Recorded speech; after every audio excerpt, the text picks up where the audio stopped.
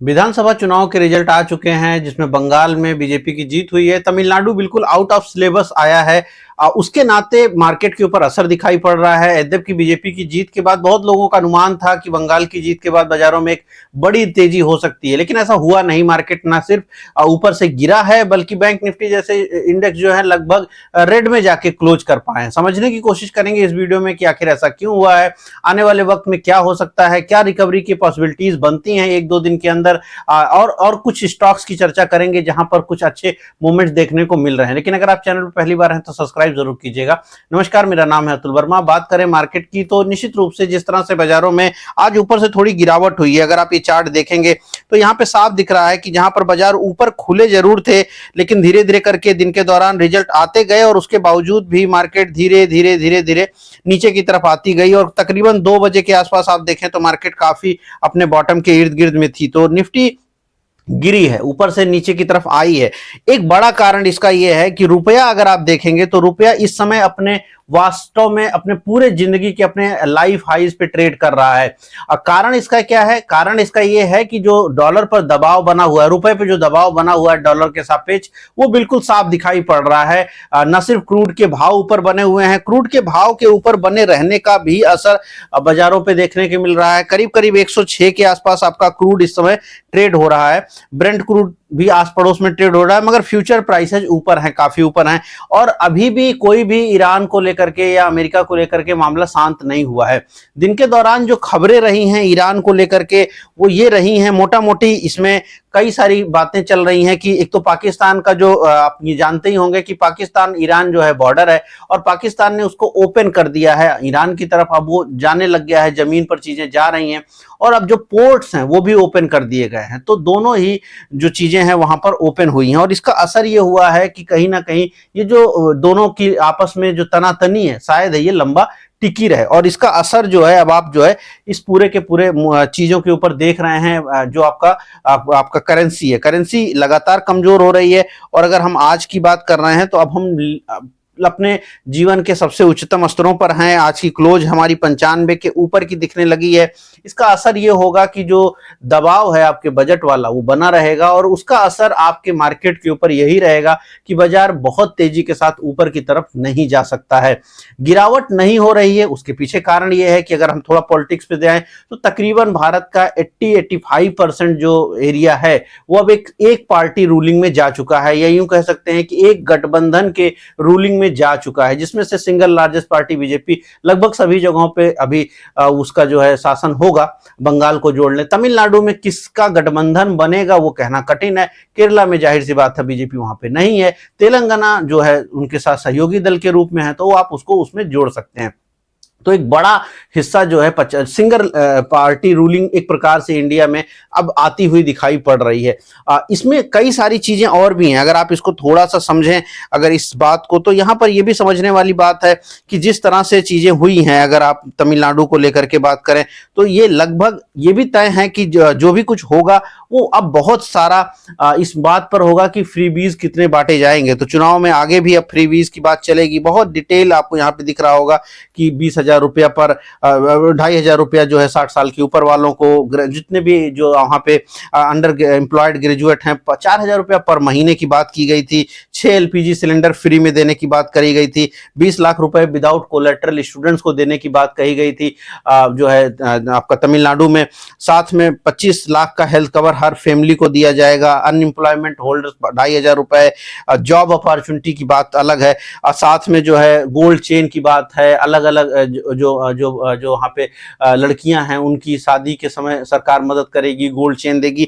बहुत सारी फ्रीबीज की बात की गई है। और ये अकेला नहीं है, अगर आप पूरे के पूरे पिछले कुछ समय के चुनाव को देखेंगे तो कुछ ना कुछ स्थिति इसी तरह की बनी रही है कि ये लगातार ऐसा देखने को मिला है। तो इसका असर ये होगा कि मार्केट इसको नहीं अच्छा लेगा। ऐसा नहीं है कि सिर्फ तमिलनाडु में, बंगाल में भी लगभग काफी बड़ी बड़ी योजनाओं की बात की गई है, बहुत बड़ी बड़ी घोषणाएं की गई, हर जगह यही हो रहा है। तो इसका असर बाजारों के ऊपर आने वाले वक्त में भी दबाव दिखाएगा, क्योंकि ये खर्च आप करेंगे और इस तरह से चुनाव अगर आप जीतते रहेंगे लगातार और पूरे देश में अगर यही सेम परफॉर्मेंस बेस जो है आप इलेक्शन ना हो करके फ्री बेस इलेक्शन हो जाएगा, तो उसका असर तो हर जगह पे देखने को मिलेगा। उसका असर जो है बजट के घाटे में देखने को मिलेगा, रुपए पे दबाव के रूप में मिलेगा। तो रुपया जो घटा है इसमें ये सारी बातें हैं कि जिस तरह के इलेक्शन अब हमारे यहाँ कंडक्ट हो रहे हैं और जिस तरह से घोषणाएं हो रही हैं, अगर उनमें से पूरी ना ही सही, पूरा तो कोई नहीं करेगा, लेकिन लगभग अगर 50% भी चीजें होने लग गई तो उसका असर ये होगा कि आप जो टैक्स पेयर है वो बहुत ज्यादा दबाव में रहेगा। उसका ये भी असर होगा कि जो आपकी करेंसी है वो बहुत ज्यादा दबाव में रहेगी और वो उसका असर ये भी रहेगा कि मार्केट जो है एक तरफा आपका नहीं जाएगा। आप अंडर परफॉर्म कर रहे थे, आप आगे भी अंडर परफॉर्म करते रहेंगे। खैर, अगर हम आज की मार्केट को देखें तो थोड़ा सा एडवांस डिक्लाइन अगर आप देखेंगे तो मार्केट गिरी जरूर है, जबकि ऊपर से यहाँ पे आपको साफ दिख रहा है कि बाजार गिरी है यहाँ ऊपर से। बैंक निफ्टी की अगर आप चर्चा करिए तो बैंक निफ्टी थोड़ा ज्यादा ही घटी है। यहाँ पर बैंक निफ्टी का चार्ट है साफ, निश्चित रूप से ये थोड़ा ज्यादा घटा हुआ लग रहा है, क्योंकि यहाँ पर अगर आप तेजी की बात करोगे तो यहाँ तेजी बची ही नहीं, सिर्फ 15 पॉइंट की तेजी पर ये क्लोज किया, अल्टीमेटली पूरा नीचे गया और करीब करीब 1:30 बजे के आसपास वो रेड में भी गया था।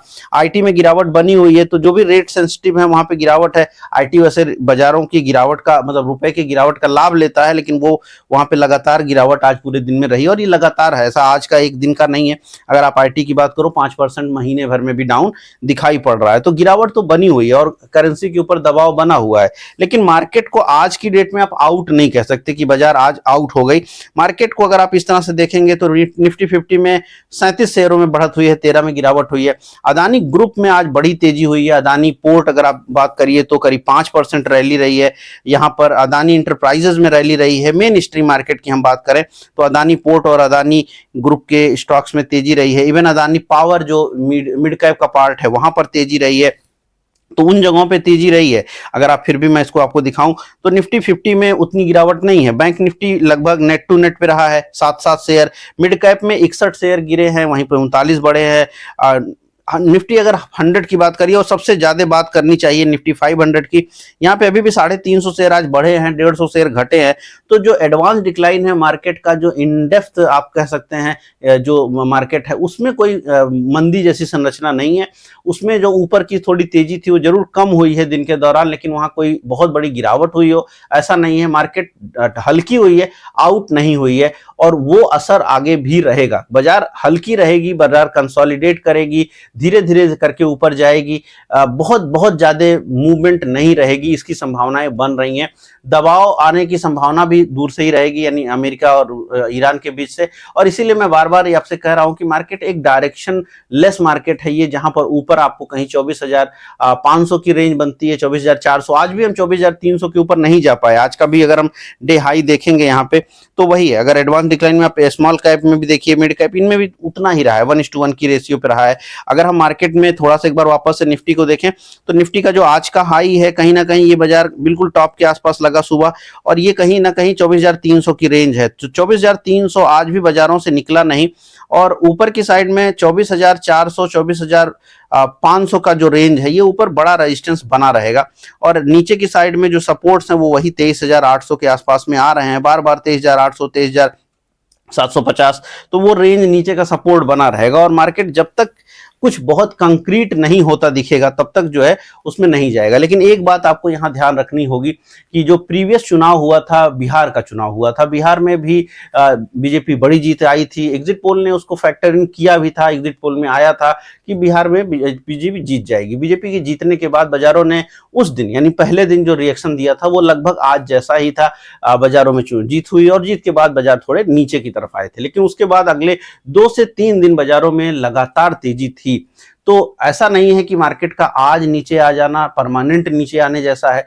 पॉसिबिलिटीज हैं, क्योंकि रिजल्ट्स आ चुके हैं। रिजल्ट आने के बाद बिहार में भी यही सेम केस हुआ था, पॉसिबल है कि यहाँ पर भी सेम केस हो। और तमिलनाडु अभी भी वहां पर वो रहेगा कि किसकी गठबंधन के हिसाब से सरकार बनेगी, क्योंकि बिल्कुल आउट ऑफ सिलेबस क्वेश्चन आया है। एक ऐसा पार्टी जीत के आई है जो उम्मीद नहीं थी कि वो जीत के आएंगे एग्जिट पोल के माध्यम से। वैसे भी मैं बहुत ज्यादा चुनाव कवर नहीं करता, देखता नहीं हूँ, तो लेकिन उम्मीद ये नहीं थी ज्यादातर लोगों को, तो वो एक चीज है। तो उसके नाते अभी 1 से 2 दिन का समय लगेगा मार्केट पूरी तरह से समझ पाए कि वहां पे किसकी सरकार बन रही है, और उसके बाद फिर वापस से थोड़ा सा बाजार ऊपर की तरफ जाएगा।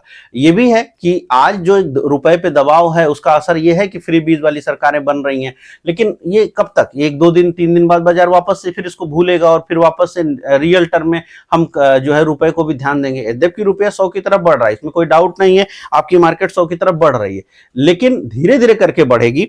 और जैसे मैंने कहा बिहार वाला एग्जाम्पल, तो बिहार के इलेक्शन के जस्ट दूसरे तीसरे दिन फिर बाजारों में धीरे धीरे करके ऊपर की तरफ रिकवरी गई थी, या यूं कहीं मार्केट ऊपर की तरफ गया था। तो वो पॉसिबिलिटी से आप इनकार नहीं कर सकते करंट सिचुएशन में, चूंकि उसको हम रिपीट करते हुए दिखाई पड़ रहे हैं। तो ओवरऑल मार्केट की जो स्थिति है वो इसी तरह से। अब जैसे मैंने अडानी ग्रुप की बात करी, तो अगर आप हम अडानी ग्रुप को एक बार देखें तो अडानी ग्रुप का यहाँ पर मार्केट वैल्यूएशन आपके सामने है। यहाँ पर अडानी ग्रुप का मार्केट वैल्यूएशन अगर आप देखेंगे तो इस समय सच में एक आग लगी हुई है अडानी ग्रुप में। मार्केट वैल्यूएशन तकरीबन अगर आप इस साल की बात करें, गए सिर्फ 4 महीने होने को, और इस 4 महीने में 60% से ज्यादा नीचे से ईयर लो से जो है मार्केट कैप बढ़ गया है। पूरे ग्रुप का मार्केट कैप अडानी ग्रुप में भारी तेजी के साथ बढ़ा है। अडानी पावर जिसमें सबसे लार्जेस्ट यूं कह सकते हैं कि वो गेन के साथ आया है। मार्केट कैप अब अडानी पावर का जो है 4.4 लाख करोड़ के ऊपर निकल गया है। और ईयर लो से अगर आप बात करें, अडानी पावर जो अब टोटल इस साल में, यानी इस साल में 2.5 लाख करोड़ अडानी पावर ने अपना मार्केट कैप बढ़ाया है। टोटल अडानी पावर का मार्केट कैप 4 लाख करोड़ के ऊपर निकल गया, यानी 50% लगभग इस साल अडानी पावर के मार्केट कैप में वृद्धि हुई है। अडानी पोर्ट ने 1 लाख करोड़ से बढ़ाया है। अडानी इंटरप्राइजेज लगभग 95,000 यानी 1 लाख करोड़ आप मान के चलिए। फिर ग्रीन हो गया, एनर्जी हो गया, टोटल हो गया, अंबुजा सीमेंट हो गया, सब में आपने तेजी देखी है। और इस ग्रुप ने 60% नीचे से मार्केट कैप को बढ़ाया है। तो मार्केट कैप बढ़ी है, तो कुछ जगहों पर अद्भुत तेजी है, कुछ जगहों पर मार्केट कैप बढ़ रहा है। स्टॉक उतना नहीं भागे हों, लेकिन वो फिर भी भागे हैं। जाहिर सी बात है, मैं यहाँ कोई बाई या सेल की बात नहीं कर रहा हूँ। जो हिस्टोरिकल डेटा हमारे सामने दिख रहा है, जो इस साल में हुआ है, वही मैं आपके सामने रख रहा हूँ।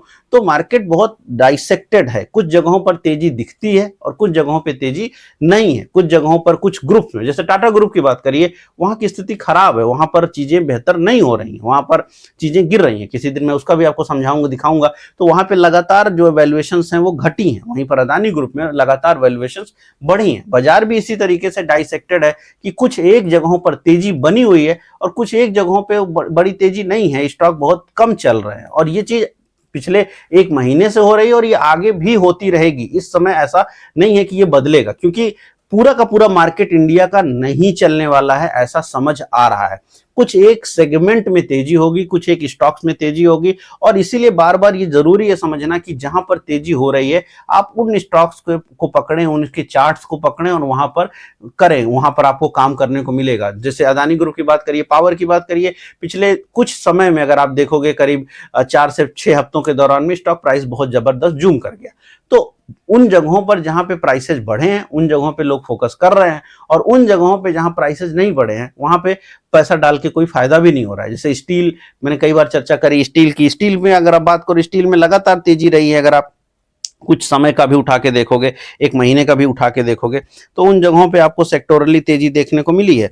तो ये चीजें रहेंगी। जैसे आप उन जगहों पे अगर आप ध्यान दोगे तो आपको अलग अलग जगहों पे फोकस करना पड़ेगा। चूंकि 1 महीने का सेक्टर मेरे पास आ गया है तो मैं आपको दिखाता हूं। तो ट्रेडिंग से जुड़े सेक्टर में पिछले 1 महीने में अगर आप बात करो तो ट्रेडिंग से जुड़े सेक्टर में 40% तक की तेजी हुई है। इंफ्रास्ट्रक्चर में 20% की तेजी हुई है। रिटेलिंग में आपका जो है 17 साढ़े 17% की तेजी हुई है। और कुछ ऐसे सेक्टर हैं जहां जैसे सॉफ्टवेयर हो गया, टेलीकॉम हो गया, एविएशन हो गया, इंश्योरेंस हो गया, बैंक्स हो गया। अगर आप ये नीचे वाले सेक्टर्स को देख रहे होगे, डायमंड्स यानी ज्वेलरी हो गया, bank, insurance, aviation, telecom, IT तो गिर ही रहा है। यहाँ पे कोई तेजी नहीं है। आप ये 2% 1% की तेजी है। ये लास्ट 1 महीने का की बात है, शायद 1 महीना ही मैंने, हाँ 1 महीने का डेटा है ये।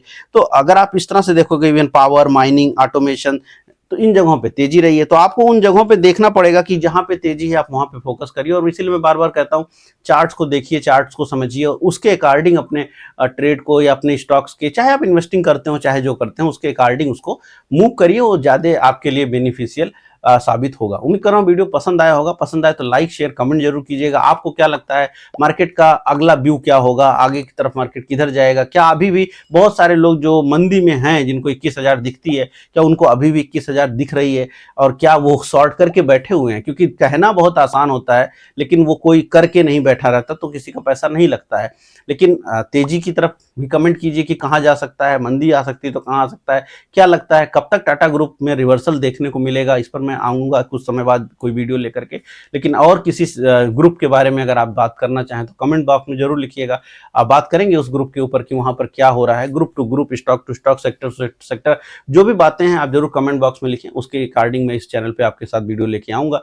आपको पता ही होगा ये मेरा सेकंड चैनल है। मेरा जो मेन चैनल है उसकी लिंक भी आप जो है आपको दिख रही होगी, जुड़ा हुआ है। अगर आप ये वीडियो मेरा सेकंड चैनल पे पोस्ट किया गया है, अगर आप अभी तक इस चैनल को सब्सक्राइब नहीं किए हुए हैं तो जरूर सब्सक्राइब कर लीजिए। इस पे डेली मार्केट अपडेट के हिसाब से वीडियोस आपको आने वाले वक्त में देखने को मिलती रहेंगी। लगातार आने की कोशिश करूंगा।